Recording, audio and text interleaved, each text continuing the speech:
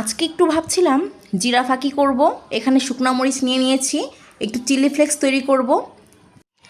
এখানে আমি শুকনো মরিচগুলোকে টেলে নিয়েছিলাম চিলি ফ্লেক্স করব বলে।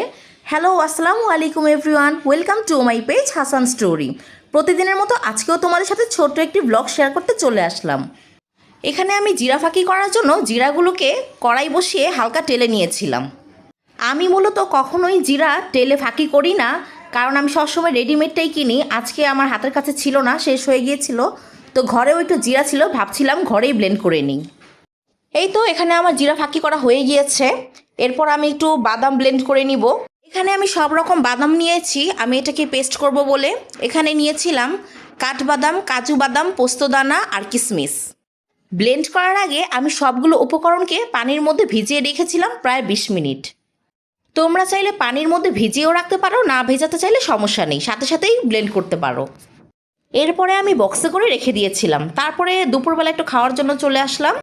আমি এখানে একটু মাছ নিয়েছিলাম, লেবু, কাঁচামরিচ, পেঁয়াজ এগুলো দিয়ে খেয়ে নিয়েছিলাম।